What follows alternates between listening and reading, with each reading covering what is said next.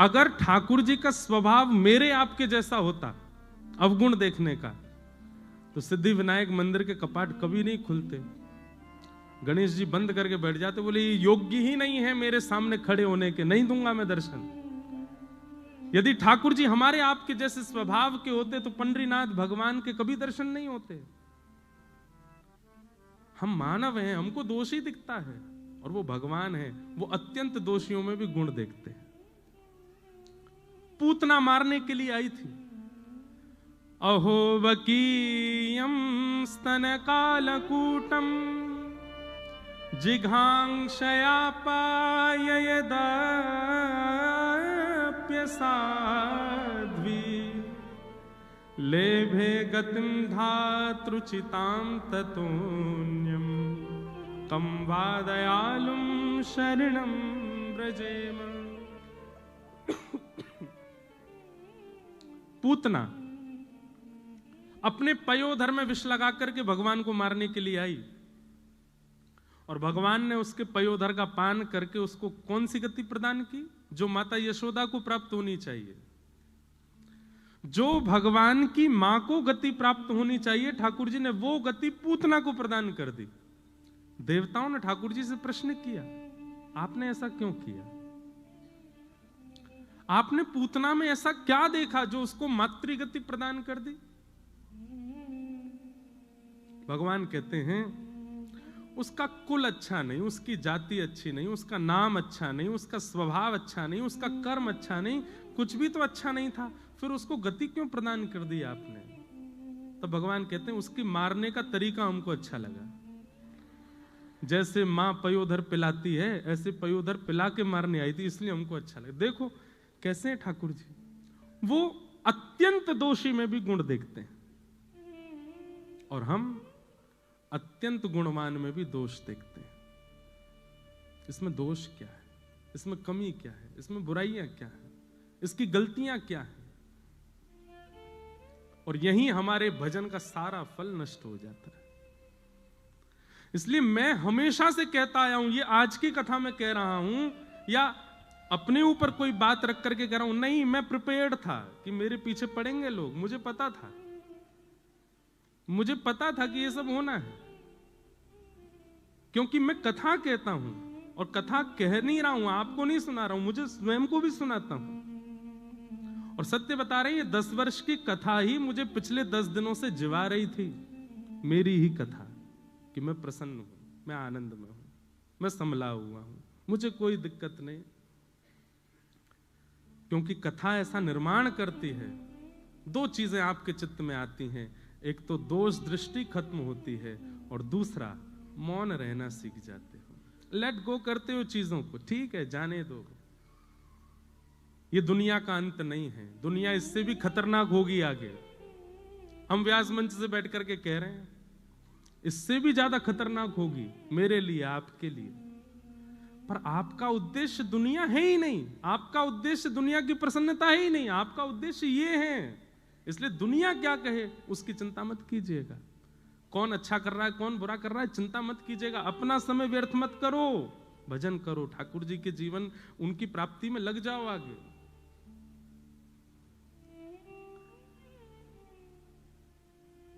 अन्यस्य दोष गुण चिंतन माश मुक्त्वा, दूसरे में दोष मत देखो।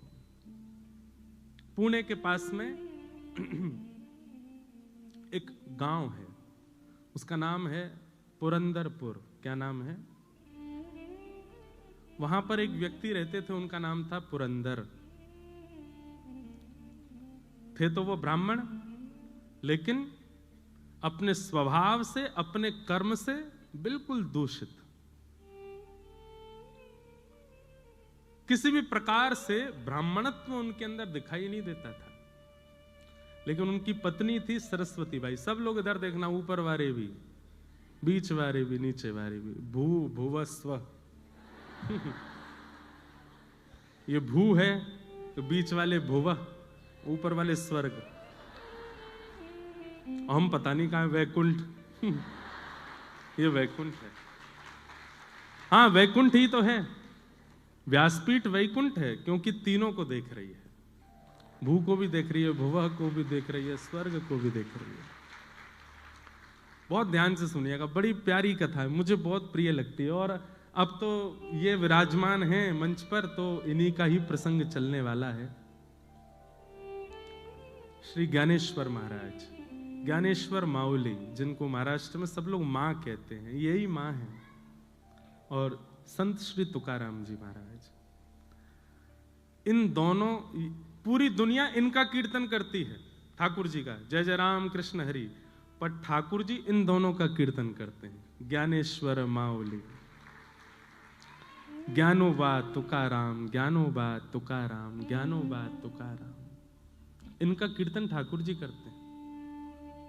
हमारे इष्ट भगवान हैं और भगवान के इष्ट भक्त हैं, ठाकुर जी के इष्ट हैं ये। ठाकुर जी भक्तों को अपना इष्ट मानते हैं।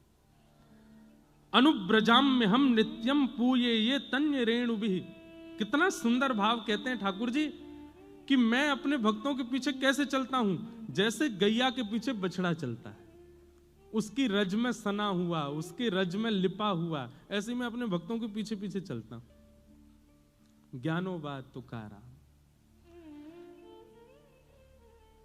भक्ति काल के सबसे पहले भक्त भारत के श्री ज्ञानेश्वर माउली, और भक्ति शतक के एक प्रकार से विश्राम श्रेणी में भक्त जो हुए उनमें श्री तुकाराम जी, तो संपूर्ण भक्त इनके बीच में आ जाते हैं। इसलिए ठाकुर जी इन दोनों का कीर्तन करते हैं, ज्ञानोबा तुकाराम। तो इन्हीं बीच में एक भक्त हुए, उनका नाम था पुरंदर, पर वो भक्त नहीं थे, महासंसारी व्यक्ति। बहुत ध्यान से सुनना है। पुणे के पास में व्यापार करते थे, दुकान थी उनकी। उनकी पत्नी का नाम था सरस्वती बाई। क्या नाम था? कंजूस एक नंबर के थे। मैं कभी कभी कथा में एक बात कहता हूं कि व्यक्ति यदि संसारी है और घोर संसारी है तो भी कभी कभी ठाकुर जी की कृपा उस पर हो जाती है। ये बिचले जो होते हैं ना, भक्त भी हैं संसारी भी हैं, उन पर ठाकुर जी कई बार दृष्टि कम करते हैं, या तो पूर्ण रूपेण भक्त हो या पूर्ण रूपेण संसारी हो। संसार प्रिय लगता है तो पूरे पूरे संसार के हो जाओ, ठाकुर जी प्रिय लगते हैं तो पूरे पूरे ठाकुर जी के हो जाओ। तो पुरंदर जी जो थे ये पूरे पूरे संसारी थे, लेकिन इनकी पत्नी परम भक्त सरस्वती बाई। भगवान ने मन में विचार किया, न दान करता है, न पुण्य करता है, न किसी भी प्रकार की कोई सेवा करता है, बस ये पूरे दिन व्यापार करता है, धन कमाने में इसकी रुचि है, इस पर मुझको कृपा करनी है। न जाने कौन से गुण पर दया निधि रीझ जाते हैं, कौन से भाव पर रीझ जाए, क्या पता ठाकुर जी का। अच्छा, एक बात और मैं स्पष्ट कर दूं, महासंसारी तो है, महासंसारी है, लेकिन वैष्णव अपराध से बचा हुआ है तो ठाकुर जी की कृपा होगी। लेकिन महासंसारी है और वैष्णव अपराध भी करता है तो ठाकुर जी की कृपा नहीं होगी। ठीक है, संसार के विषय भोग विलास आदि सब में संलिप्त है, लेकिन अभी तक वैष्णव अपराध नहीं बना है उससे, तो हो सकता है कि ठाकुर जी की उस पर कृपा हो जाए। बंधुओं, भक्तों को किसी से नहीं डरना चाहिए सिवाय एक के, वैष्णव अपराध। कभी किसी भक्त का अपराध ना हो जाए, किसी वैष्णव का अपराध ना हो जाए, किसी भगवत स्वरूप वाले का आपसे अपराध ना बन जाए, बस इससे डरिएगा और कुछ नहीं। हम तो हमेशा कथा में कहे, ठाकुर जी की भोग में कोई कटौती हो जाए चलेगा, ठाकुर जी के श्रृंगार में दिक्कत हो जाए चलेगा, ठाकुर जी की सेवा में दिक्कत हो चलेगा, पर ठाकुर जी का नाम गाने वाले किसी की सेवा में कभी कोई अपराध मत करिएगा, वो अपराध है, उससे ठाकुर जी क्षमा नहीं करते। तो पुरंदर दास जी जो थे, इनसे वैष्णव अपराध नहीं हुआ था अभी तक, लेकिन ये महासंसारी थे। एक बार ठाकुर जी के मन में आया कि मुझे इन पर कृपा करनी है, और किस लिए कृपा करनी है? क्योंकि पत्नी परम भक्ता है। तो ठाकुर जी एक दीनहीन से ब्राह्मण बनके, यही पंडरीनाथ भगवान दीनहीन से ब्राह्मण बनके पहुंच गए, और पहुंच करके पुरंदर दास जी की दुकान पर जाके खड़े हो गए। पुरंदर दास जी बोले, कहो क्या चाहिए? सेठ जी कुछ नहीं चाहिए, मैं तो एक गरीब ब्राह्मण हूं, मेरी बेटी विवाह के योग्य हो गई है, उसका विवाह करना है, पर जो वर पक्ष के लोग हैं उन्होंने कुछ मांगे रखी हैं, वैसा विवाह नहीं होगा तो विवाह टूट जाएगा, आप कृपा करके मेरी थोड़ी सहायता कर दो, मैं धीरे धीरे आपका कर्जा चुका दूंगा। पुरंदरदास जी बोले, तुमको पूरी नगरी में मैं ही मिलाऊं मांगने के लिए, कहीं और चले जाओ, किसी और से मांग लो। नहीं नहीं नहीं, आपके रूप से ऐसा लगता है आप बड़े दयावान हो, आप जल्दी कृपा कर दोगे, आप ही दे दो, कुछ दे दो मुझे। पुरंदरदास जी अपनी कुर्ता देखा, देखो मेरा कुर्ता यहाँ से फट रहा है, मेरी धोती फट रही है, मेरी बैठने वाली जो गलीचा है वो भी फटा हुआ है, मेरे खुद की हालत ऐसी खराब है, मैं तुम्हारी सेवा कैसे करूं? नहीं नहीं महाराज, आप चाहेंगे तो सब हो जाएगा, मेरी थोड़ी कृपा कर दो, मुझे थोड़ा सा धन दे दो। पुरंदरदास जी बार बार अपने सेवकों कहें, इसको भगाओ यहां से, इसको भेजो यहां से, ये मांग रहा है, मैं मुझ में देना नहीं चाहता इसको। सब लोग इधर देखिएगा, ध्यान से सुनिएगा। लेकिन ठाकुर जी हट कर लें तो कौन समझा सके? यहां दुनिया के लोग जिद पे अड़ जाते हैं तो नाक में दम हो जाता है, ठाकुर जी अगर जिद कर लें, दुनिया बनाने वाले, तो उनको कौन समझाए? ठाकुर जी तो वहीं बैठ गए दुकान के बाहर ही, बोले जाऊंगा तो आपसे लेके ही जाऊंगा और कहीं नहीं जाऊंगा, और नहीं तो मेरी बेटी का ब्याह टूटेगा, उसका जो अपराध होगा वो आपको लगेगा। पुरंदर बोले, ये कोई बात है? जान ना पहचान, एक तो मुझसे पैसा मांग रहे हो, ऊपर से मेरे को दोष भी दे रहे हो। बोले दे दीजिए ना, आप सब कर सकते हैं। तो पुरंदरदास जी बोले, चलो एक काम करते हैं। बोले क्या? तुम मुझे कोई अमूल्य वस्तु दे दो और उसके बदले में तुम्हें पैसे दे दूंगा, और तुम्हारा अता पता तो कुछ है नहीं, कहीं तुम भाग गए पैसा लेके, तो अपनी कोई मूल्यवान वस्तु मुझे दे दो और मुझसे पैसा लेकर के चले जाओ, और जब तुम्हारा ब्याह हो जाए, चुकाने लायक स्थिति हो जाए, तुम वस्तु मुझसे वापस ले लेना, पैसे मुझे दे देना। घनघोर कंजूसाई की पराकाष्ठा, दे ही नहीं सकते बिना किसी प्रयोजन के। ठाकुर जी बोले, मेरे पास तो कुछ भी नहीं है, मैं कहां से लेके आऊं? बोले तो भैया देखो, अब मैं राजी हो गया हूं। हाँ भाई, नगर के लोग इकट्ठे कर लिए, देखो मैं इनको देने को तैयार हूं, पर मैंने एक शर्त रखी है, ये अपनी कोई वस्तु मुझे दे दें, बदले में पैसा ले जाएं, बेटी का ब्याह कर लें, जब चुकाने की स्थिति हो तब वापस अपनी सामग्री लेके मुझे पैसा दे जाएं, कोई बुराई है? संसार के लोग बोले, नहीं नहीं बिल्कुल ठीक है भैया, इतना तो करना चाहिए। ठीक है भैया, मैं जाता हूं, कुछ लेकर के आता हूं, लेकिन भैया ये भगवान हैं, इनकी चतुराई के आगे किसी की नहीं चलती। ठाकुर जी बोले, मैं अभी आता हूं कुछ लेकर के। बोले हाँ जाओ, लेके आओ। भगवान सीधे पुरंदर दास के घर पहुंच गए। घर में सरस्वती बाई बैठी थी, द्वार पर आकर के रोने लगे, गिरने लगे, सिर पटकने लगे। सरस्वती बाई तो परम भक्त थी, उसके अंदर तो दया आ गई, दौड़ करके आई, अरे अरे महाराज जी क्या कर रहे हो आप ऐसी स्थिति क्यों हो गई, इतने विचलित क्यों हो रहे हो, क्या बात है बताइए। पूरी बात बताइए। मेरी बेटी का ब्याह है, मैं पैसे लेने आपके पति के पास गया हूं, उन्होंने देने से बिल्कुल मना कर दिया।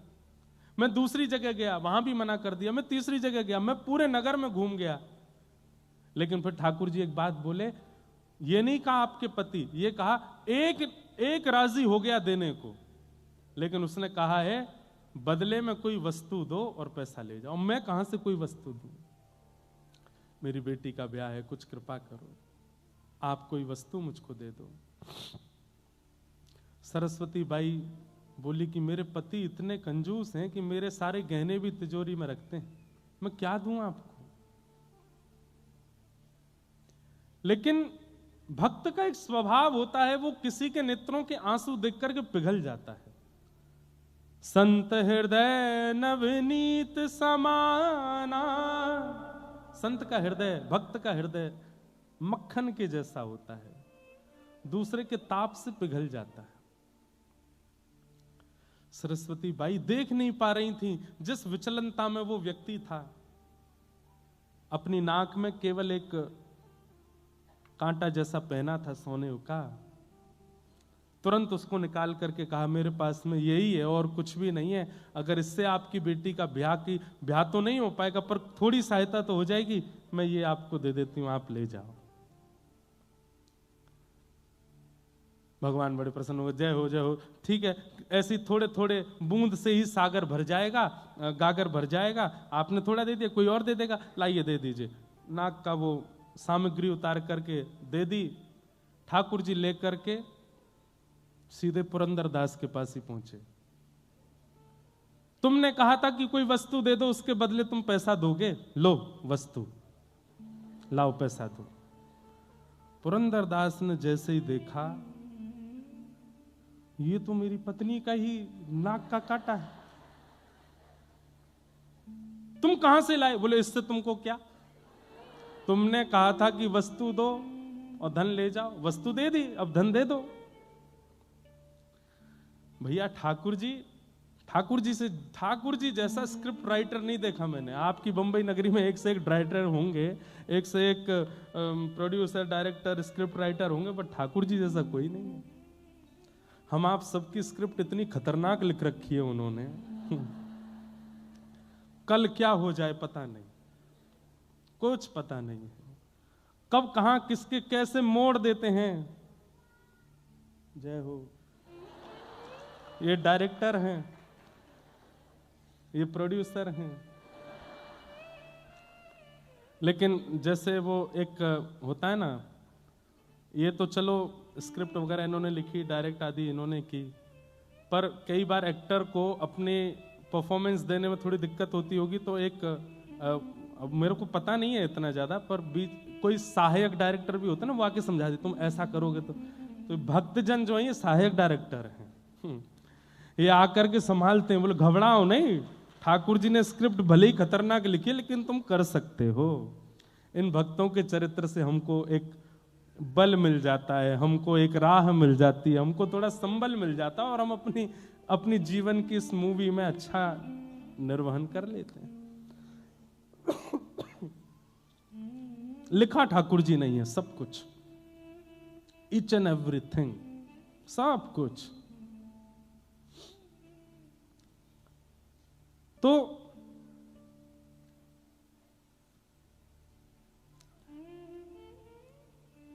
ठाकुर जी पहुंच गए, वो नाक की बाली दे दी, नाक का कांटा दे दिया, बोले लो वस्तु लो, पैसा दो। तो पुरंदर को यह बात पता है कि मेरी पत्नी स्वभाव से बड़ी दयावान है, और उसी ने दया करके बिना मुझसे पूछे, बिना मेरी आज्ञा के अपनी नाक की एक कांटा निकाल करके दे दिया। इसको तो मैं पैसा दे देता हूं, लेकिन आज अपनी पत्नी को नहीं छोड़ूंगा। भगवान को जितना जरूरत थी उतना पुरंदरदास ने दे दिया, और उस नाक के कांटे को अपनी तिजोरी में रख के ताला लगा करके, और दुकान में जो काम करते थे सबसे कहा आप सबकी छुट्टी है, जाओ। सेठ जी अभी तो समय हुआ नहीं, नहीं आज जाओ। और ताम्रवर्ण हो रहा था मुक्का, आज अपनी पत्नी को नहीं छोड़ूंगा। दुकान बंद की। तो दुकान में एक कार्य करता था, वो इनकी पत्नी को बहुत मानता था, उसकी भी वो सहायता करती थी। वो दौड़ करके पहले ही पहुंच गया, बोले मां आप अपनी रक्षा कर लीजिए। क्यों, आपकी नाक का कांटा कहाँ है?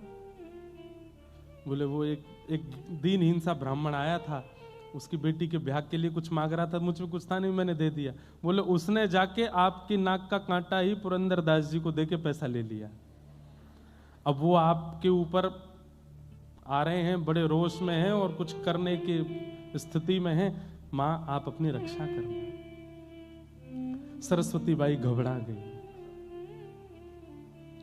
घर में चित्र लगा था श्री पंडरीनाथ भगवान का, चरणों में प्रणाम किया। मैंने कुछ अपराध नहीं किया, केवल वैष्णव भक्ति की सेवा की, और उसके फल में अगर पतिदेव मारने के लिए आ रहे हैं तो मैं अपने पति को रोष युक्त नहीं देख सकती। मैं पतिव्रता नारी हूं, मैं अपने पति को सदा प्रसन्न मुद्रा में देखना चाहती हूं, मैं अपने पति को सदा आनंद मुद्रा में देखना चाहती हूं। वो उठा करके मुझ पर कुछ प्रहार करें, ये उनका राक्षस स्वरूप में देख नहीं पाऊंगी, मुझसे देखा नहीं जाएगा।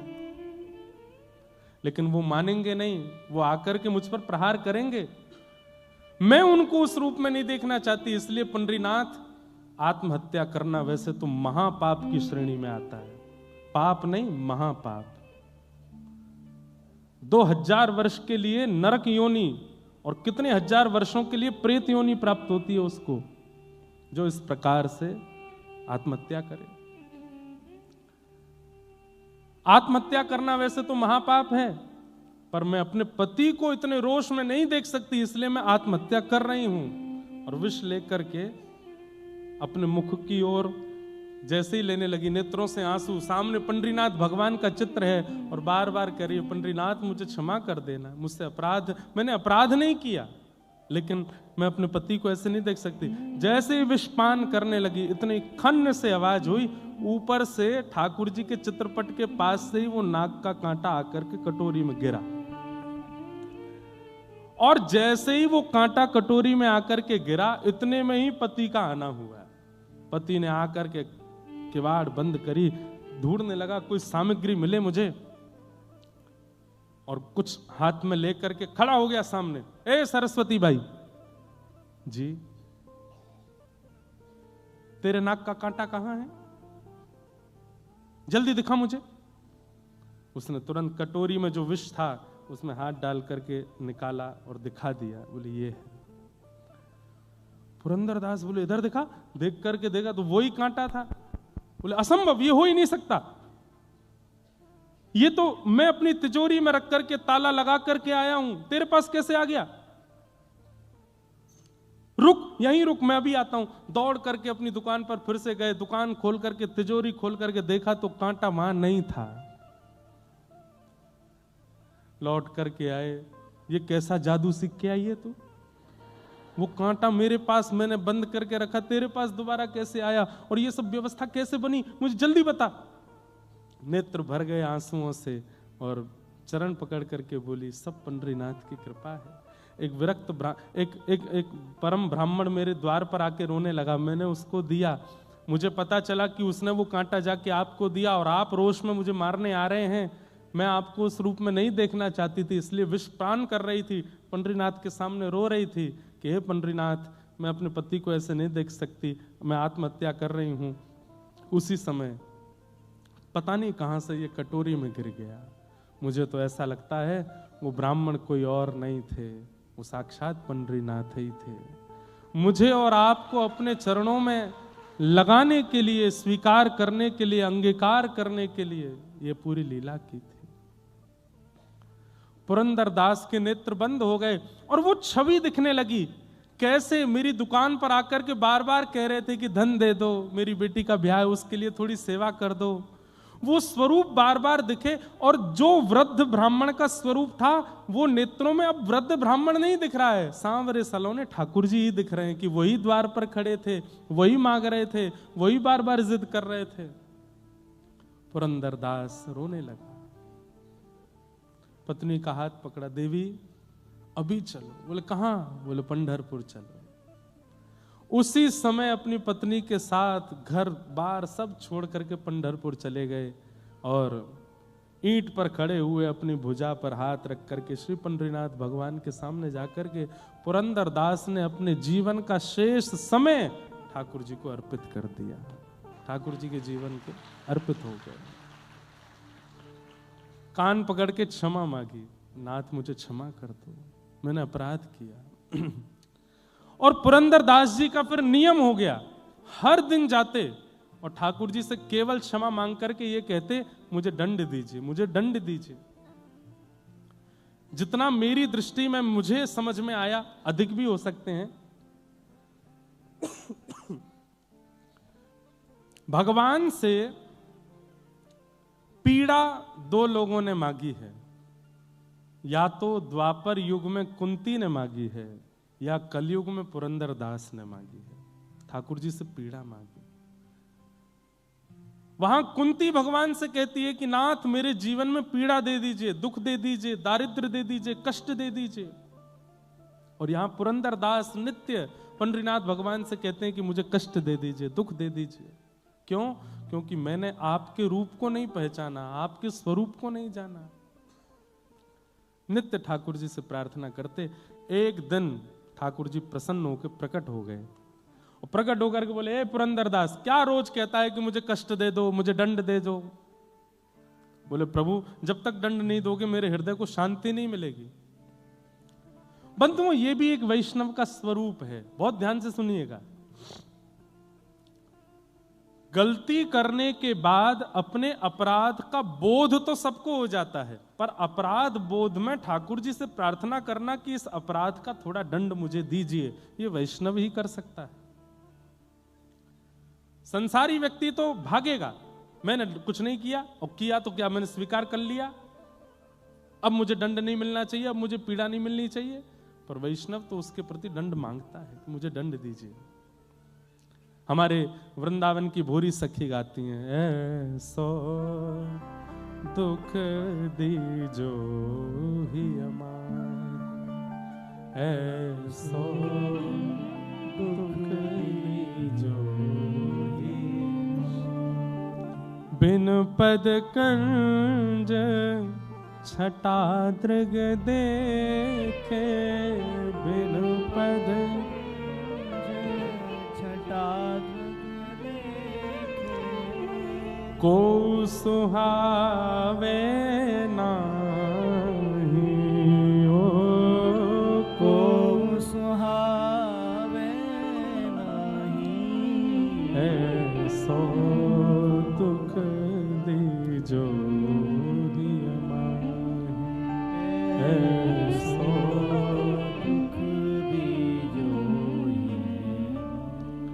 बस्ती छोड़ एकांत बिठाओ, बस्ती छोड़ एकांत बिठाओ, बस्ती छोड़ एकांत बिठाओ, बस्ती छोड़ एकांत बिठाओ, बातन सो घबराही,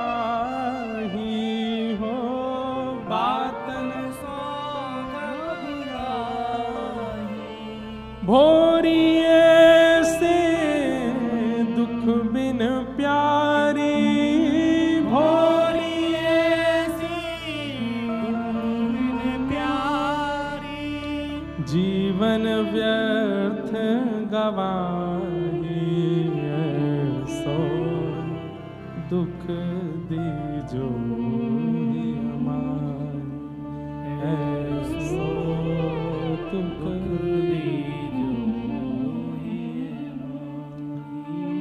वैष्णव यदि कभी कुछ कर देता है ना, उसे शांति नहीं मिलती तब तक जब तक वो ठाकुर जी से प्रार्थना ना कर ले कि मुझे दंड दीजिए नाथ, मुझसे गलती हुई है, मुझसे अपराध हुआ है। वो ठाकुर जी से दंड की याचना करता है। देना ना देना ये उनके हाथ में, लेकिन वो याचना करेगा, मुझसे ये गलती हुई नाथ, इसका मुझे प्रायश्चित नहीं करना, इसका मुझे अपराध बोध हुआ है, पर मुझे तब तक शांति नहीं मिलेगी जब तक आप इसका मुझे सूक्ष्म दंड नहीं देंगे। वो दंड की याचना स्वयं करता है ठाकुर जी से। पुरंदरदास जी कहने लगे, नाथ मेरे द्वार पर आकर के आप मांग रहे थे और मैंने शाम तक बिठा करके आपको रखा, दंड तो मुझे मिलेगा, तब तक मुझे शांति नहीं मिलेगी, दंड दीजिए। तो ठाकुर जी बोले, ठीक है हम एक दंड देते हैं। क्या? भारतवर्ष में जितने भी तीर्थ हैं और जितने भी मेरे मंदिर हैं, सबका पत्नी सहित दर्शन करके आओ, यही दंड है तुम्हारे लिए, जाओ। पुरंदरदास बोला, ये दंड है, ये दंड है, ये तो मेरे लिए आशीर्वाद है, ये तो मेरे लिए और सुख की स्थिति है, दंड दीजिए। तो ठाकुर रुक्मणी जी बोली, तो फिर एक काम करो। बोले, क्या? जिस जिस तीर्थ में जाओगे वहां की मातृभाषा, वहां की जो लोक भाषा है, उस भाषा में एक पद गा करके वहां के ठाकुर जी को रिझाओ, ये दंड है। चलो। हाँ, इसमें थोड़ा परिश्रम है, मैं महाराष्ट्र का हूं, मुझे मराठी आती है, अब मैं दक्षिण जाऊंगा, आंध्र प्रदेश जाऊंगा, केरला जाऊंगा, वहां जाऊंगा, वहां की भाषा में वहां का कीर्तन बनाना मेरे लिए कठिन होगा, ये दंड उचित है। और ये दंड पंडरीनाथ भगवान ने, इसको कहते हैं उत्सव दंड। उत्सव भी हो रहा था, दंड भी हो रहा था। अपनी पत्नी के साथ भारत के एक एक तीर्थ में गए और वहां की भाषा में जाकर के पुरंदर दास जी ने कीर्तन गाया, ठाकुर जी को रिझाया। ऐसे हमारे श्री पंडरीनाथ हैं। ये किसको कैसे कहां से किस भाव से स्वीकार कर लेते हैं भगवान जाने। और इनका दंड भी ऐसा होता है जैसे किसी को रुई के डंडा से मारा हो। कितने डंडे पड़े, 100 डंडे पड़े, पर डंडा रुई का था। ऐसे तो ये दंड देते हैं। इसलिए भैया इनके सन्मुख हो जाओ, संसार से ज्यादा मतलब रखो नहीं। हमारे ऊपर तो एक आरोप और लग गया है, दुनिया को बोला मोह माया से दूर, खुद की ऐसा ब्याह किया। हमने कहा भैया, किसी ने आकर के हमसे आज तक ये नहीं पूछा कि आप ठाकुर जी का उत्सव करते हो, उसमें कितना खर्चा होता है। आप इतनी बड़ी बड़ी कथाएं करते हैं, अपनी जेब से कितना कुछ कर देते हैं, कभी कोई नहीं आया पूछने के लिए। हमारे लाल जी का उत्सव होने वाला, बरसाना आके देखना, कोई नहीं पूछेगा। वहां तो हमारी जेब फटफटा जाती है, तब कोई नहीं पूछेगा। लेकिन भाई संसार के लोग बड़े संसारी ही हैं भैया, सबको प्रणाम है। ज्यादा हमें कुछ कहना वेना है नहीं। प्रसन्न रहो, लेना ना देना, मगन रहना, आनंद में रहो। लाल जी का ब्याहुला है 11 से 15 जनवरी तक। हमारी प्रार्थना बंबई वालों के लिए, हम आ गए, अब आप आना ठाकुर जी के उत्सव में। हम देखो सुनो, एक बात और, बुला तो रहे हैं लेकिन अपनी व्यवस्था आप करवा लेना, क्योंकि वहां जगह बची नहीं है। हमने पंडाल वंडाल तो खूब बड़े बड़े कर दिए हैं, सब कुछ करने का प्रयास किया है अच्छे से। रहने खाने की, भोजन की व्यवस्था भी सबकी कर रहे हैं, पर रहने की व्यवस्था बरसाना में तो कुछ बचा नहीं है। आसपास भी अगर कहीं मिल जाए तो आप लोग, लेकिन आना जरूर। अपने ब्याह में हम क्या बुलाते हैं आपको। वो तो हमारे, सही बता रहा हूं, मेरे बस का नहीं था। मैं तो केवल वहां कठपुतली की तरह था, बैठ जाओ, उठ जाओ, खा लो, पी लो, ये करो। अब मेरा अधिकार जिसमें है उसमें मैं आपको बुला रहा हूं। मेरे लाल जी का उत्सव है, हम बुला रहे हैं, सब लोग आइएगा। खूब भाव से पधारिए, खूब आनंद से, और खूब सहयोग भी वहां पर कीजिएगा। लग रहा हो कि भाई भंडारे में खूब लोग बैठे हैं तो स्वयं ही परोसने लगना। लग रहा है कि कोई व्यवस्था बनानी है तो स्वयं ही अपने आप से ही बनवा लेना। हमें तो घबराहट अब लाल जी के ब्याह की ज्यादा है कि सब ठीक से हो जाए, सब आनंद से हो जाए। लाला को राधा गिरधर लाल बनने वाले हैं, हमको तो उसकी ज्यादा चिंता हो रही है। मुझे दुनिया से नहीं कोई काम, मुझे दुनिया से नहीं कोई काम। ओ मैं तो रटू राधा राधा नाम, मैं तो रटू राधा राधा नाम। ओ मैं तो रटू राधा राधा नाम, मैं तो रटू राधा राधा नाम। दर्शन करूं सुबह शाम, दर्शन करूं शुभ शाम। बरसाना वीरज रजधानी, बरसाना वीरज रजधानी, बरसाना वीरज रजधानी, बरसाना वीरज रजधानी। जहाँ विराजे राधा रानी,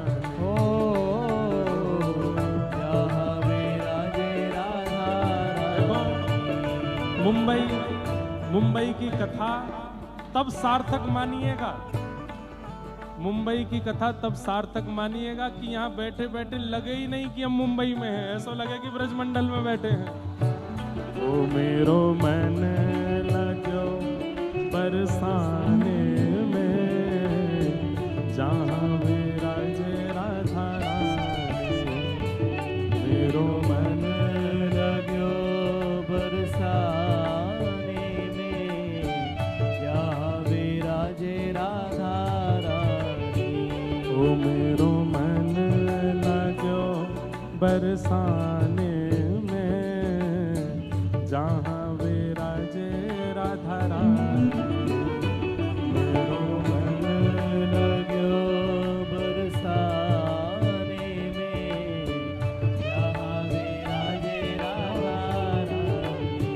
ओ मुझे दुनिया से नहीं लेना देना, मुझे दुनिया से नहीं लेना देना, मुझे दुनिया से नहीं लेना देना, मुझे दुनिया से नहीं लेना देना। ओ ये जगत है एक सपना, ये जगत है एक सपना,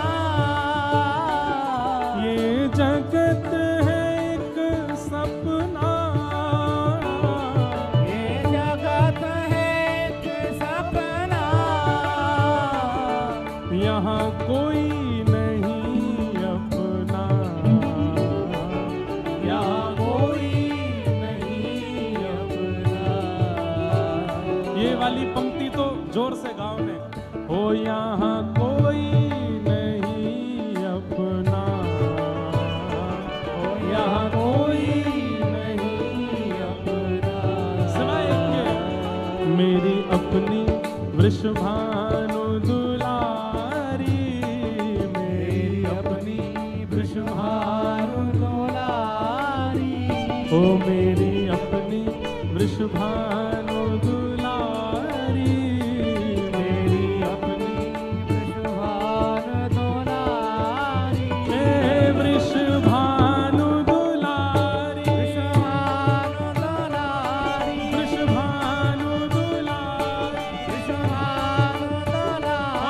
मेरी श्यामा प्यारी, मेरी श्यामा प्यारी, बरसाने वाली, बरसाने वाली, वृषभानु दुलारी, वृषभानु दुलारी, वृषभानु दुलारी। मेरी अपनी वृषभानु दुलारी, मेरी अपनी वृषभानु दुलारी, ओ जहाँ विराजे राधा रानी, जहाँ विराजे राधा रानी। ओ मेरो मन लाग्यो बरसाने में, जहाँ विराजे राधा रानी।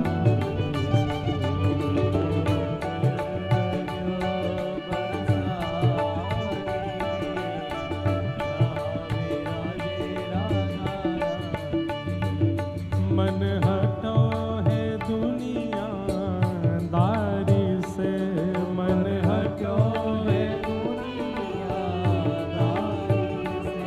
मन हटो है दुनिया दारी से, मन हटो है ओ जहाँ बहे हरा पानी, ओ जहाँ बहे हरा पानी। ओ मेरो मन लाग्यो बरसाने में, जहाँ विराजे राधा रानी। ओ मन लाग्यो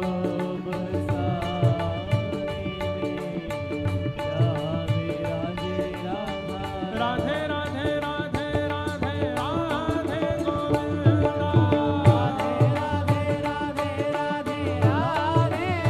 गोविंदा, ऊपर वाले कूदना नहीं ज्यादा जोर से, नीचे वाले तो ठीक है, कहीं पता चलेगी इतनी, वैसे तो मजबूत होगा, कहीं आप नीचे नहीं आ जाओ, उस भाव से रहिएगा। राधे राधे राधे राधे राधे गोविंदा,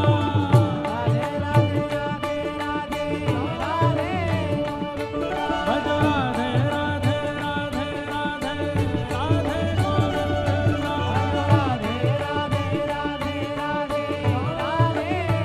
हे भजो राधे गोविंदा, भजो राधे गोविंदा।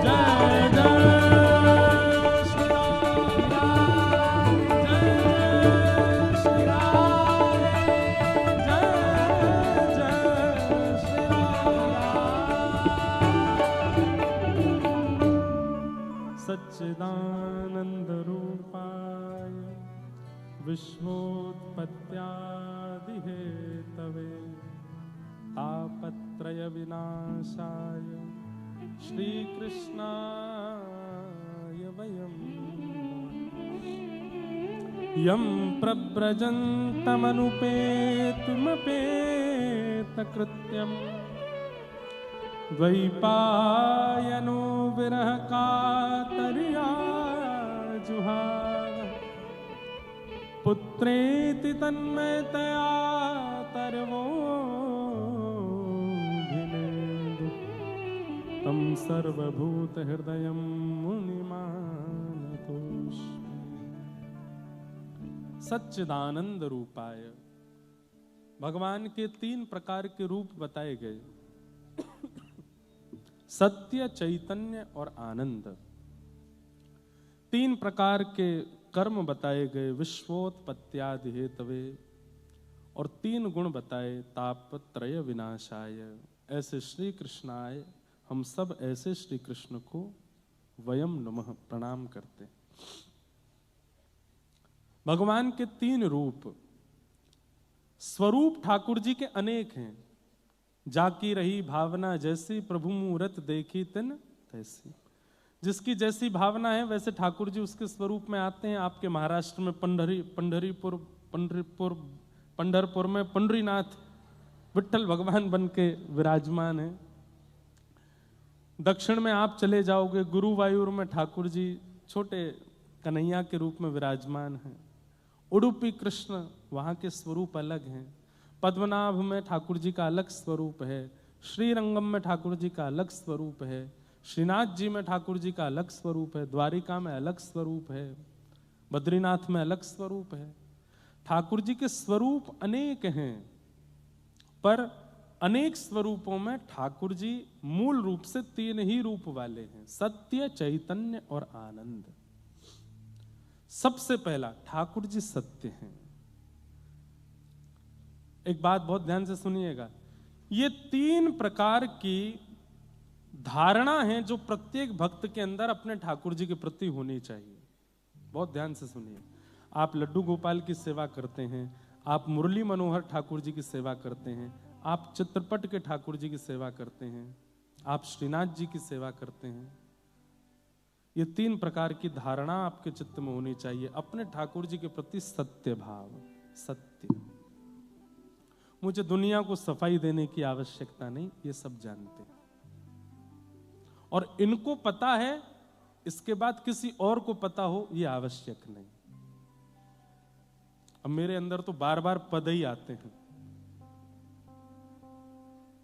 मैं तो गोविंद रा गुण गासूं, राणा जी रूठे तो मने काय करसी।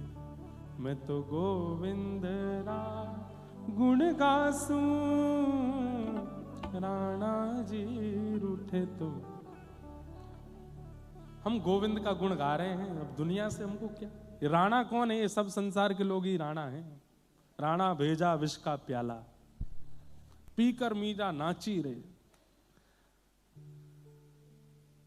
हमको संसार को बहुत सफाइयां देना आवश्यक नहीं। हमारे ठाकुर जी को पता है, वो राजी रहें, बस उनका राजी होना आवश्यक है। तो वो सत्य हैं और वो जानते हैं कि क्या सत्य है, इसलिए ठाकुर जी को सत्य स्वरूप मानो। हां, एक भक्त का ये कॉन्फिडेंशियल होना चाहिए कि ऐसी कोई क्रिया ना हो जो ठाकुर जी को नहीं पता है। आपने ठाकुर जी से साझा नहीं की और आप उस क्रिया में प्रवेश कर गए, ठाकुर जी कहेंगे तेने तो मोते छुपाए लियो, अब कहा हुए को। अपनी प्रत्येक क्रिया, अपनी प्रत्येक व्यवहार, अपनी प्रत्येक स्थिति आपके ठाकुर जी को पता हो, बाकी संसार को तो बता भी दोगे, वो तो उसमें भी 4 बात निकाल लेंगे। मैं तो गोविंद रा गुण गासूं। एक बात बंधुओं कहूं, चाहे मानसिक रूप से, चाहे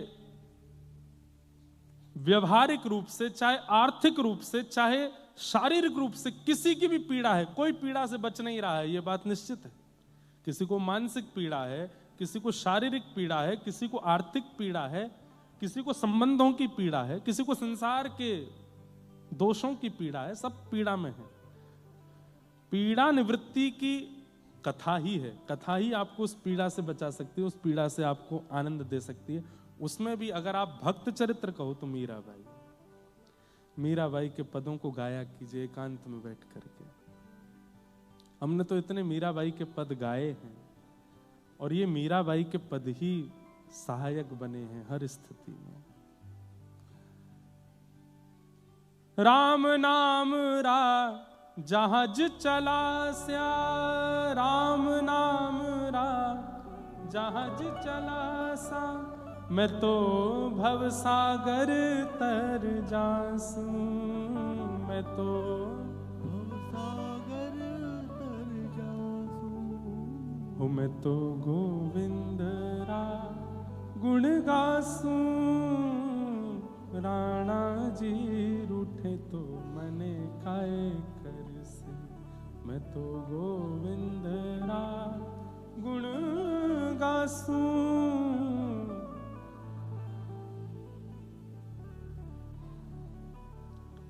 यह संसार बाढ़ का कांटा, यह संसार बाढ़ का कांटा, मैं या संगत नहीं जासूं, मैं या संगत नहीं जासूं। मीरा के प्रभु गिरधर नागर, मीरा के प्रभु गिरधर नागर, मीरा के प्रभु गिरधर नागर, मीरा के प्रभु गिरधर नागर, मैं तो हरस हरस गुण गासूं, मैं तो हरस हरस गुण गासूं, मैं तो गोविंद रा गुण गासूं, राणा जी रूठे तो मने काए कर से, मैं तो गोविंद रा गुण गासूं, राणा जी रूठे। भैया नारायण कवच याद कर लीजिए, राम रक्षा स्तोत्र याद कर लीजिए, गजेंद्र मोक्ष याद कर लीजिए, क्योंकि विषम परिस्थिति में इनके पाठ से ही आपके चित्त को शांति मिलने वाली है। परंतु एक बात और कह दूं, मीराबाई के पद याद कर लीजिए। राम रक्षा स्तोत्र है, या आदित्य हृदय स्तोत्र है, या नारायण कवच है, ये तो आप आसन पर बैठ करके शुद्ध अवस्था में नेत्र बंद करके गाएंगे, पाठ करेंगे। परंतु चलते फिरते उठते बैठते मीराबाई के पद गाने हैं। गाड़ी चला रहे हो तब भी मीराबाई के पद गाओ, बैठे हो तब भी मीराबाई के पद गाओ, लेटे हो तब भी मीराबाई के पद गाओ, खा रहे हो तब भी बाईसा के पदों को गाओ। आपको अपना कष्ट बहुत सूक्ष्म लगने लगेगा। बाईसा कितनी प्रसन्न हृदया हैं कि अपनी ऐसी विषम परिस्थिति में ऐसे पद गा रही हैं। हमारा कष्ट क्या उनके आगे? कुछ भी नहीं। इसलिए बाईसा के पद गाया करो। नित्य अपने ठाकुर जी को अगर प्रसन्न करना है तो बाईसा के पद सुनाया करो उसी भाव से। तो भगवान सत्य हैं, उनको कॉन्फिडेंशियल अपने पास रखो। इनको सब पता है, मुझे सबकी आवश्यकता नहीं। सत्य। दूसरा, ठाकुर जी को चैतन्य मानो, जड़ नहीं। ठाकुर जी जड़ नहीं है, ठाकुर जी पाषाण नहीं है। ठाकुर जी के प्रति धातु बुद्धि मत रखो। ठाकुर जी चैतन्य है। चैतन्य मतलब मेरे आपके जैसे ही हैं। उनके प्रति चैतन्य बुद्धि रखनी पड़ेगी। उन्हें सब पता है, वो सब जानते हैं, उन्हें सब अनुभव होता है। ये विश्वास आपको अपने चित्त में रखना पड़ेगा। आपकी बंबई की बलिहारी, यहां तो सर्दी है ही नहीं। हमारे यहां पूछो, एयरपोर्ट पर फ्लाइट उतारने में भी पायलट को लग रही है रनवे है कहां, दिख ही नहीं रहा, इतना कोहरा, इतनी ठंड, इतनी सर्दी, और इस बार तो बहुत ही ज्यादा है। यहां तो हम आए सुबह तो एसी चल रहे थे कमरों में, अद्भुत है।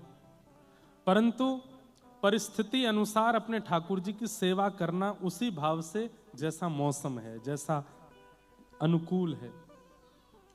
सर्दियों में ठाकुर जी को ऊनी वस्त्र पहनाने हैं, ठाकुर जी के आगे सिगड़ी सिद्ध करनी है, ठाकुर जी को हिना का इत्र लगाना है, ठाकुर जी के कान ढके होने चाहिए, ज्यादा चुभने वाले और बहुत पतले वस्त्र ठाकुर जी को धारण नहीं कराने हैं। इन सब का विचार तभी आप कर सकोगे जब ठाकुर जी के प्रति चैतन्य बुद्धि रखोगे।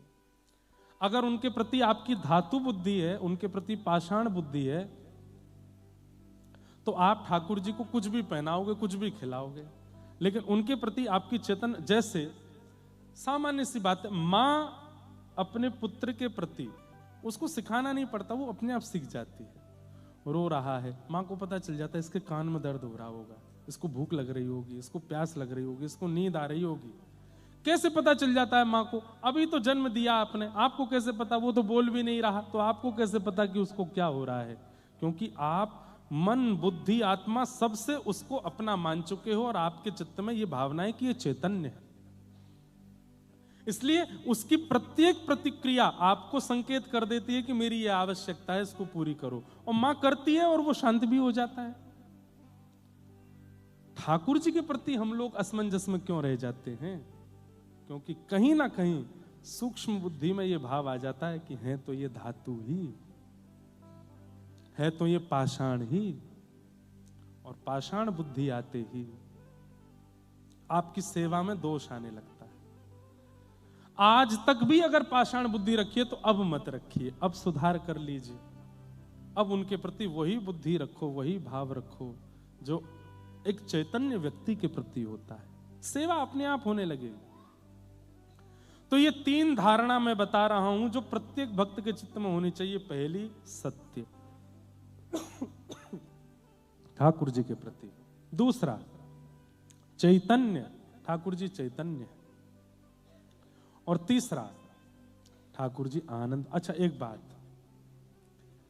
चाहे कितनी भी पीड़ा हो, कितना भी संकट हो, कितना भी कष्ट हो, मैं हमेशा कथा में कहता आया हूं, माँ के आगे रो लीजिए, पिताजी के आगे रो लीजिए, बच्चों के आगे रो लीजिए, परिवार के लोगों के आगे दुख दर्द बता दीजिए, लेकिन जैसे ही ठाकुर जी के सामने जाते हो, बाहर ही आंसू पोंछो, बिल्कुल प्रसन्न हो जाओ, मुख पर एक लंबी सी स्माइल लेकर के आओ, आपके 32 चमकने चाहिए, और बिल्कुल नृत्य कर ठाकुर जी के आगे ऐसे जाओ कि कुछ हुआ ही नहीं।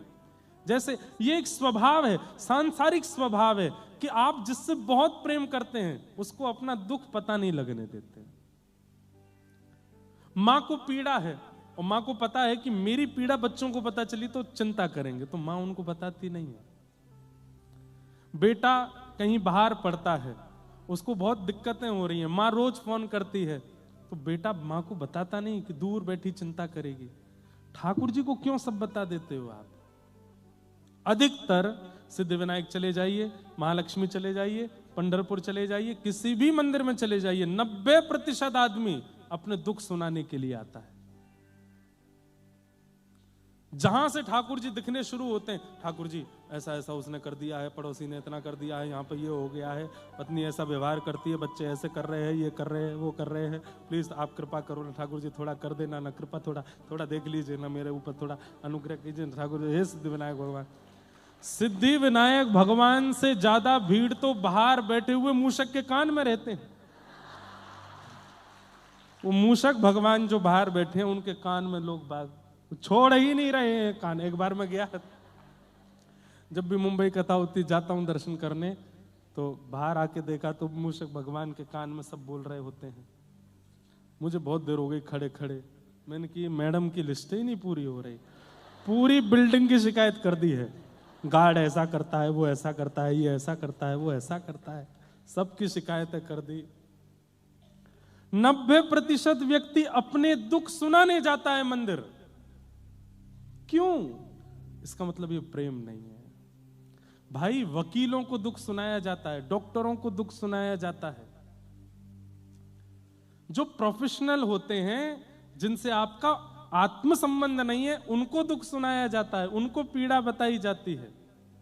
जो बहुत अपने भी नहीं होते, बीच वाले हैं, थोड़े थोड़े अपने, उनको दुख सुनाया जाता है, मित्रों को दुख सुनाया जाता है। पर जिससे अटूट प्रेम होता है उससे तो दुख छुपाया जाता है, उसको नहीं बताते।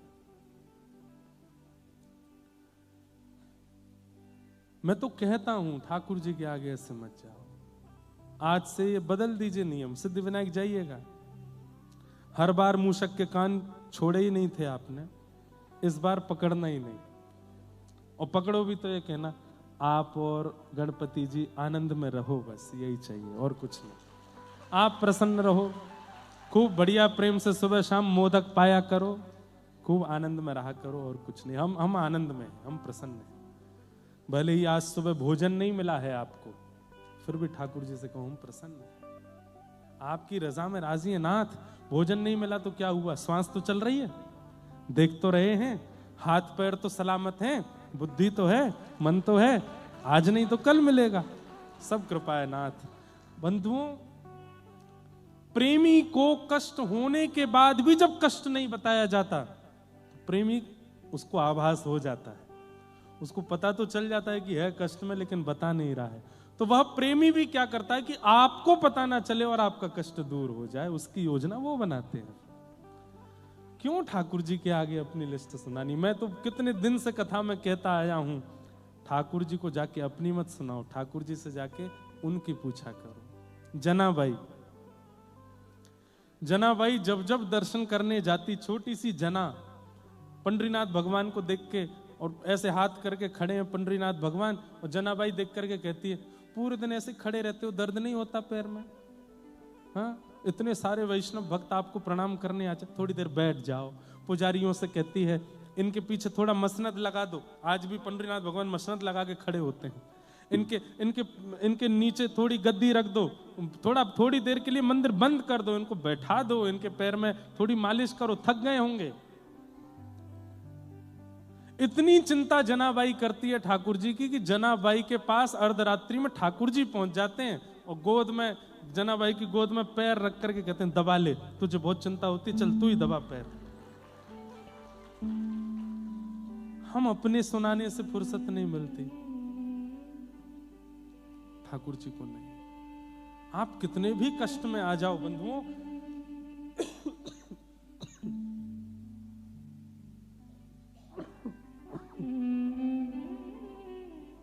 मत कहिए। मुझे बहुत लोगों ने बहुत कुछ कहा, ऐसा करो, ऐसा करो, ये करो, वो करो। हमने कि लाल जी बैठे हैं हमारे, सब आनंद है, क्या कितनी क्रियाएं करूं? अरे आज तक ठाकुर जी ने प्रसन्न रखा, यदि एक थोड़ी सी अपवाद रूपी थोड़ी पीड़ा अगर दे भी दी तो मैं इतना विचलित हो जाऊं कि मैं ठाकुर जी के आगे जाकर रोने लगूं? नहीं, प्रसन्न रहना है, यह भी जीवन का एक अंग है, दिया है ठाकुर जी ने। हर परिस्थिति को प्रसाद मान करके स्वीकार करो, और प्रसाद पाया जाता है, छोड़ा नहीं जाता, उसको स्वीकार करो। बंधुओं, ठाकुर जी कई बार विषम परिस्थिति देख करके परखते हैं आपको कि देखूं तो सही अब विचलित होगा कि नहीं। यानी पूरी दुनिया कथा सुना दे, एक बार या की परीक्षा लेके तो देखो, ये कैसी स्थिति में पास हुए फेल हुए ये हम नहीं जानते, ये ठाकुर जी की जिम्मेवारी है। पर अपने को प्रसन्न रहना है, अपने को आनंद में रहना, अपने को चिंता नहीं करनी। ठाकुर जी है ना हमारे साथ, सब मंगल में करेंगे, सब आनंद करेंगे। अपनी पीड़ा मत सुनाओ, ठाकुर जी से पूछो आप तो राजी हो ना, आप प्रसन्न हो ना, बस। और ये बुद्धि कब आएगी? जब आपके चित्त में ठाकुर जी के प्रति आनंद भावना, सत्य, चैतन्य और आनंद, ये तीसरी स्थिति हर भक्ति पथिक को अपने जीवन में लानी है। आनंद, चाहे जितनी पीड़ा में हो, गुरु और गोविंद के सामने जब जाओ तब नाचते हुए जाओ, तब उत्सव मनाते हुए जाओ, तब नृत्य करते हुए जाओ। कोई पीड़ा नहीं है हमें, हम प्रसन्न हैं। सूरदास जी के नेत्र नहीं है, देख नहीं सकते दुनिया, लेकिन जब जब लाल जी के सामने जाते हैं तो नेत्रों से आंसू गिरने लगते हैं। कोई पूछता है सूरदास जी आप रो क्यों रहे हो, तो कहते हैं आज मेरो लाला बड़ो सुंदर लग रहा है, ऐसा सुंदर श्रृंगार करके बैठो है, ऐसी सुंदर पाग पहन रखी है, ऐसी सुंदर यानी माला पहनी है, ऐसी सुंदर पोशाक पहनी है, बड़ो सुंदर लग रहा है। अब वहां खड़ा हर व्यक्ति जानता है कि इनको दिखाई नहीं दे रहा, लेकिन ठाकुर जी को अपनी पीड़ा नहीं सुना रहे हैं। ठाकुर जी के आगे जाके भी कहते हैं ठाकुर जी आज आप बड़े सुंदर लग रहे हो, कोई की नजर नहीं लग जाए, ऐसे ही राजी रहो। दिखता नहीं है फिर भी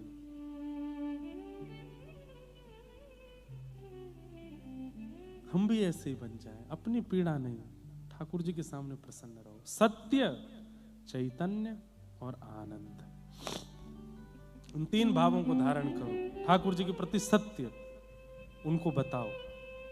अपने माता पिता, अपने परिवार के अति घनिष्ठ व्यक्ति और ठाकुर जी, इनको कॉन्फिडेंशियली आपकी हर वस्तु पता होनी चाहिए, आपका सब कुछ पता होना चाहिए।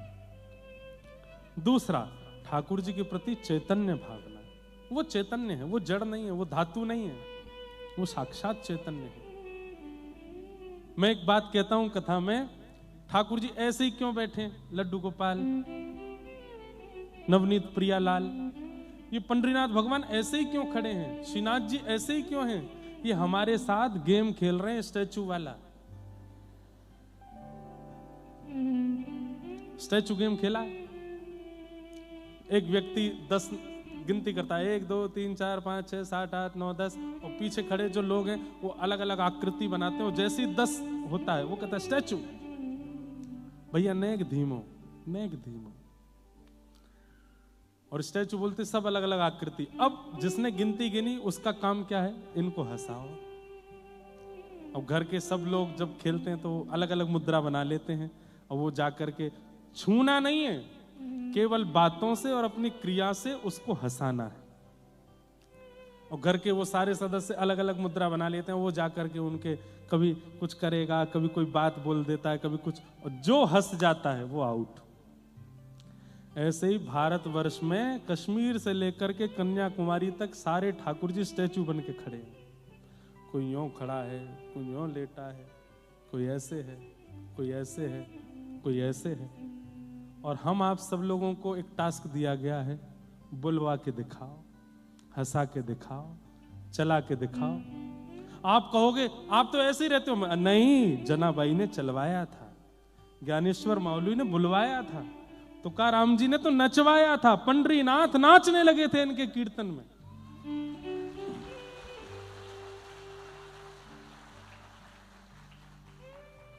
अबीर गुलाल उधरी तरंग, नाथा घरे नाचे माझा सखा पांडुरंग। नाचने लगे पांडुरंग।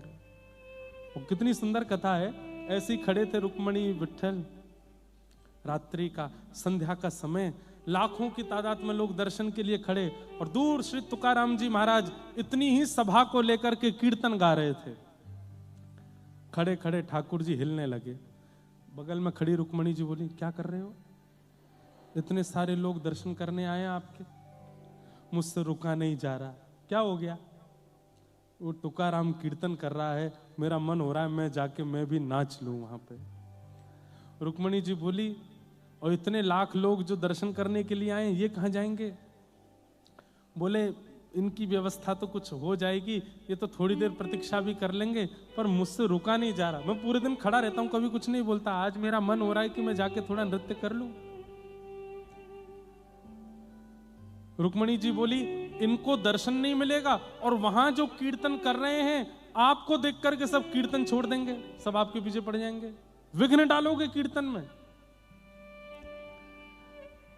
पांडुरंग भगवान बोले आप अपनी सौल दे दो, हम ओढ़ के चले जाएंगे, किसी को दिखेंगे नहीं, हम छुप करके कोने में खड़े होकर के कीर्तन सुनेंगे। और पांडुरंग भगवान ऊपर से नीचे तक ऐसे अपने आप को ढक करके केवल इतना दिख रहा है नेत्रों से, निकल गए। और असंख्य वैष्णव खड़े थे, सब नृत्य कर रहे थे, और तुकाराम जी कीर्तन कर रहे थे। तभी वहां पंडरीनाथ भगवान पहुंच गए। कीर्तन सुनकर के ऐसे मंत्रमुग्ध हुए, नेत्र बंद हो गए। पहले तो धीमे धीमे हिल रहे थे, थोड़े थोड़े थिरकने लगे। थिरकते थिरकते थिरकते दोनों भुजाएं खुलने लगी। जो सॉल थी वो ऊपर से नीचे उतर गई। इतने में सबकी दृष्टि गड़ी, विट्ठल आए, विट्ठल आए, विट्ठल आए।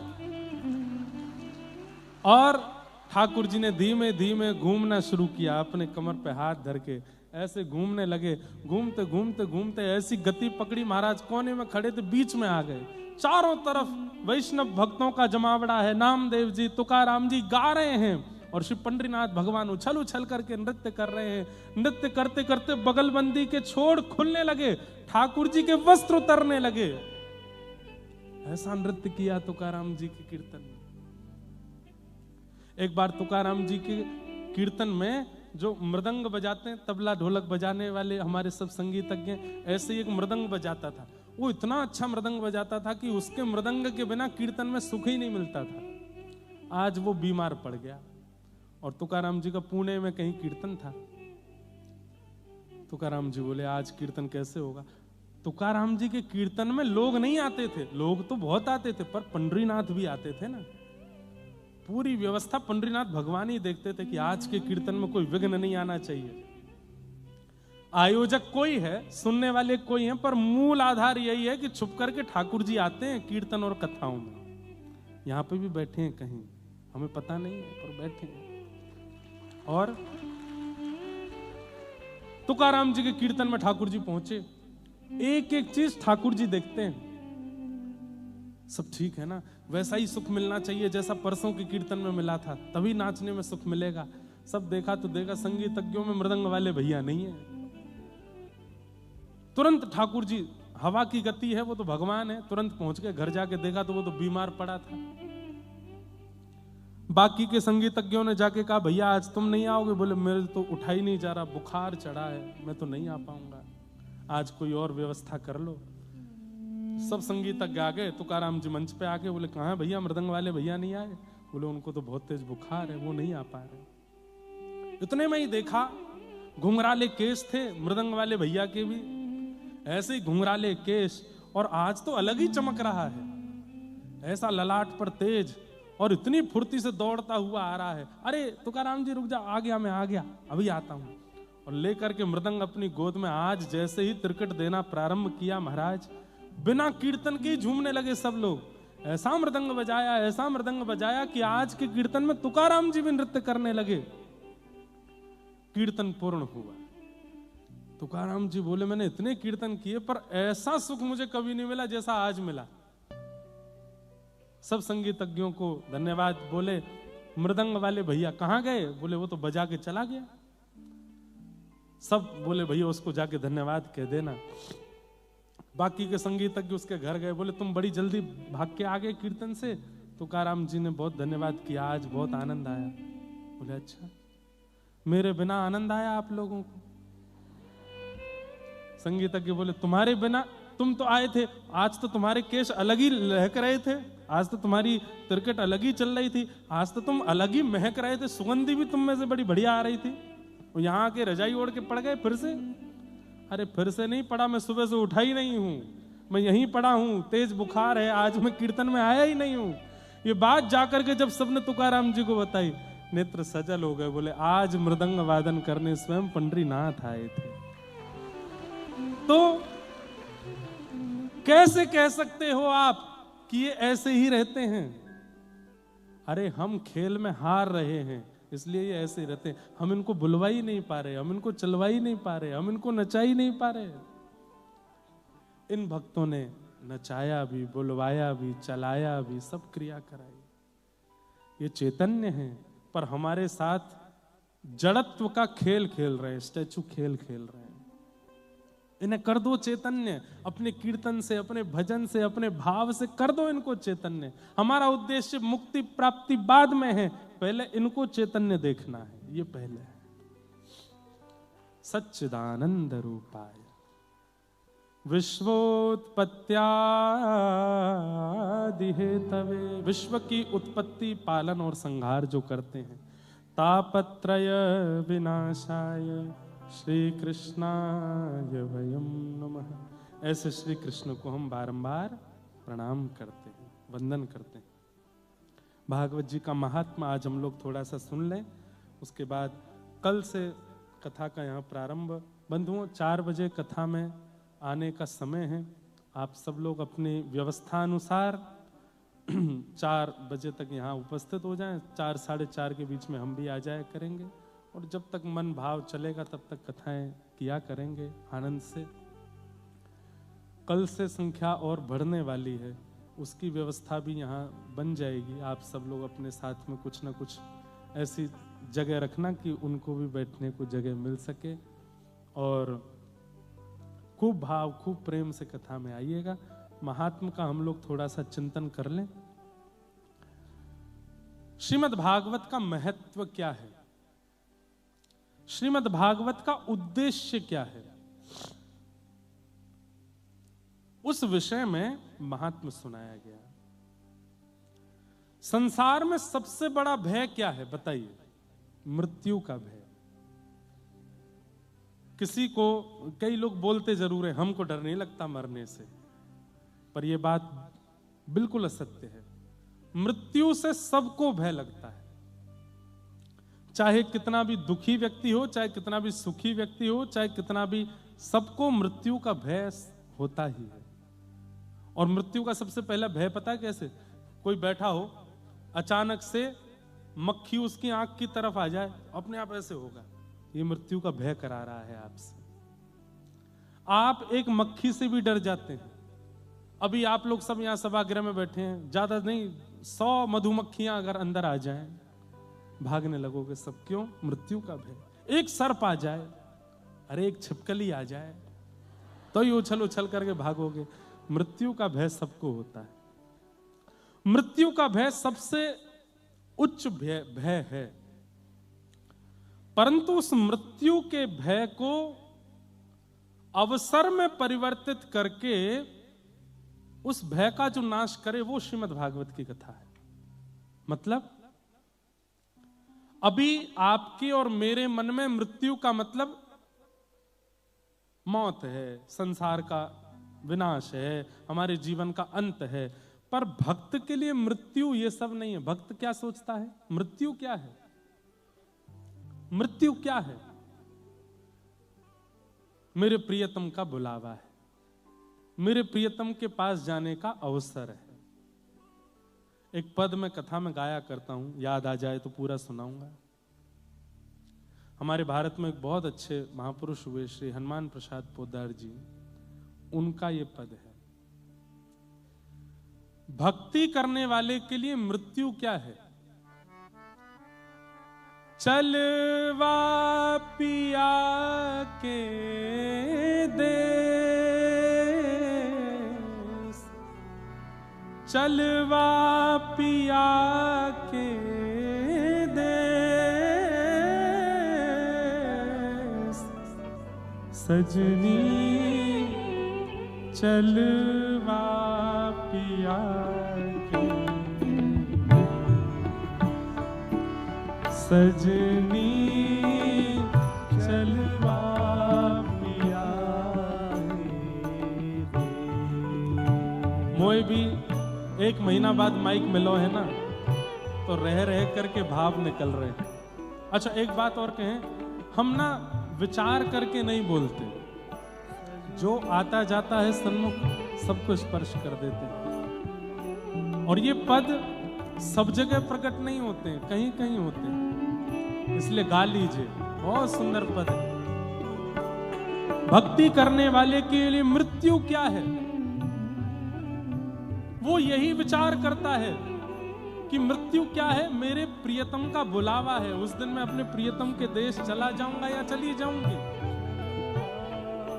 गाइए भाव से, चलवा पिया के देश,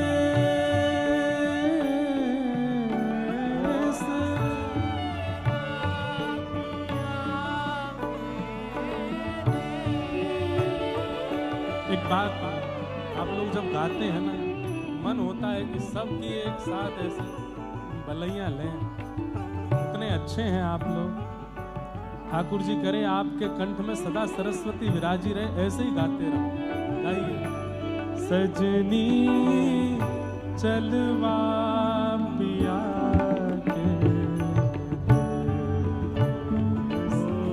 सजनी चलवा पिया ओ सजनी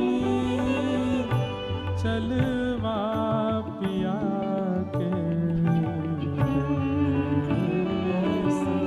सजनी चलवा पिया कैसा है वो देश ओ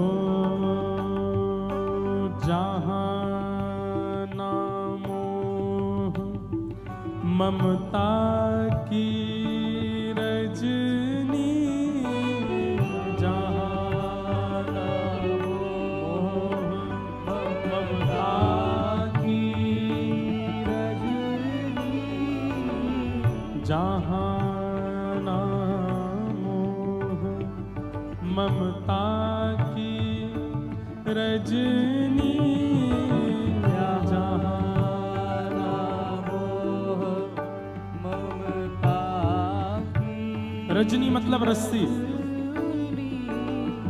जहाँ न बिछो है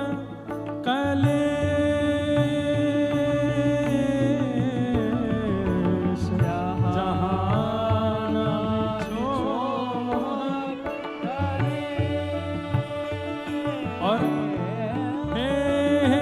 जहाँ नहीं आवन जावन कितहु जहाँ नहीं आवन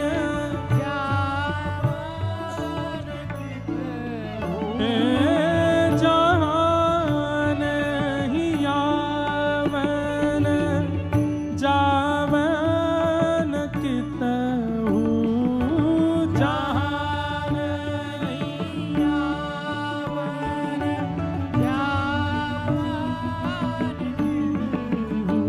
ओ पिय संग नित्य मिलाप